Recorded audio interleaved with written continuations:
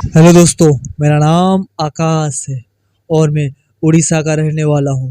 आज मैं आपको मेरे साथ और मेरे दोस्तों के साथ घटी सच्ची घटना के बारे में रूबरू कराना चाहता हूँ। उस टाइम मैं कॉलेज के फर्स्ट ईयर में था। हम तीनों दोस्त उमेश, आशीष और मैं हम साथ में ही रहा करते थे और कहाँ पर भी साथ में ही घुमा करते थे। मेरे दोस्त उमेश के पिताजी हमारे प्रदेश के एक बड़े ही चर्चित नेताओं में से एक थे। उनके कई फार्म हाउस थे जहाँ वो छुट्टियाँ बिताया करते थे। एक दिन मैंने उमेश से कहा कि हम अपने फार्म हाउस पर कहीं घूमने की बात कही, तो उसने कहा ठीक है, चलो फार्म हाउस पर घूम कर आते हैं। कुछ दिनों के बाद हम तीनों दोस्त उमेश की कार में एक दिन एक फार्म हाउस के लिए निकल गए। वो फार्म हाउस हमारे घर से करीब 30 किलोमीटर की दूरी पर था, जो कि काफ़ी सुनसान जंगल में था।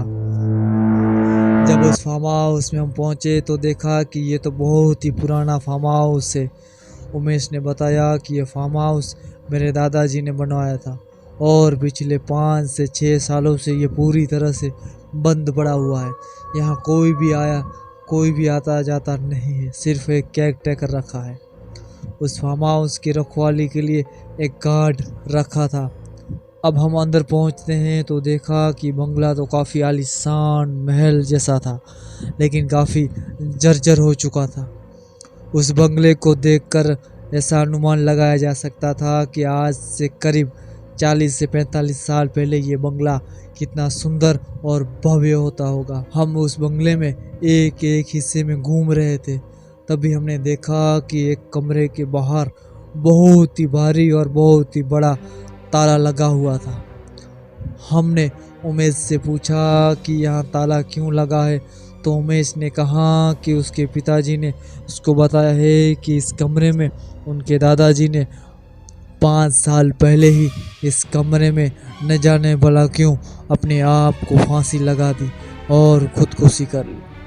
उनकी फांसी का रीज़न तो अब तक कुछ भी पता नहीं लग पाया है, लेकिन तब से ये दरवाज़ा हमने बंद ही रख दिया है। अब हम सभी एक बड़े से हॉल में जाकर बैठ जाते हैं और कुछ आपस में गुपशुप करने लगते हैं। तभी आशीष ने कहा कि वे बाथरूम में जाकर आता है। हमने वहीं बैठकर थोड़ी मस्ती मजाक करना शुरू भी कर दिया। आशीष को गए हुए अब कम से कम 1 घंटा जैसा हो गया था और अभी तक भी वो वापस नहीं आया था। तो हमने सोचा कि वो कहीं बाहर घूमने तो नहीं चला गया हमें बताए बिना। तब हम सब मिलकर उसे ढूंढने के लिए बाहर चले जाते हैं और गार्ड से पूछते हैं, तो गार्ड हमें बताता है कि यहाँ से तो कोई भी बाहर नहीं गया है। अब हम वापस अंदर आकर घर का हर एक कोना ढूंढने लगते हैं। तभी उमेश की नज़र उसके दादाजी के कमरे की तरफ पड़ जाती है। तब उस कमरे का ताला टूटा हुआ था। हम डरते हुए उस दरवाजे के करीब आए और दरवाज़ा खोला तो देखा कि आशीष उस कमरे के कोने में बैठा हुआ था, जो कि काफ़ी ज़्यादा डरा हुआ था। हम उसके पास गए और उससे पूछा, अरे भाई, ये ताला तूने क्यों तोड़ा? यहाँ कैसे आया? कुछ तो बता। तभी आशीष ने सिर्फ ऊपर देखा और उसकी आंखें एकदम लाल लाल हो चुकी थी और वो एक अजीब सी भारी आवाज में बोला, भाग जाओ यहाँ से, भाग जाओ। हमने सोचा कि वो अब हमारे साथ मजाक कर रहा है, लेकिन वो तभी अचानक से उठा और पता नहीं उसके हाथ में चाकू कहाँ से आ गया। चाकू लिए वो हमारी ओर हमको मारने के लिए पीछे दौड़ पड़ा। जैसे ही हम दोनों डर के कांपते हुए वहाँ से भागने लगे तो वो भी हमारे पीछे आया और जैसे ही वो कमरे से बाहर निकला तो वो वहाँ पर ही बेहोश होकर गिर पड़ा।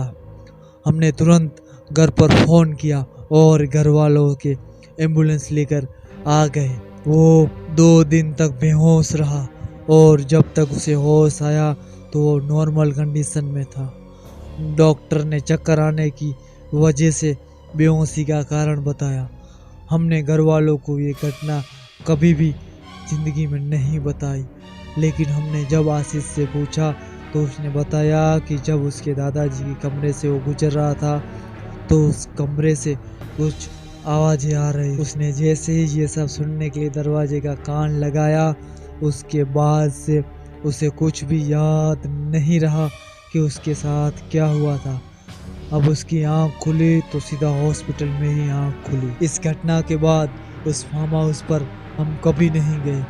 हमको पूरी तरह से एहसास हो गया था कि उमेश के दादाजी की आत्मा आज भी उस फार्म हाउस में मौजूद थी, जो किसी का आज भी बड़ी बेरहमी से इंतजार कर रही थी। तो दोस्तों, ये कहानी आपको कैसी लगी?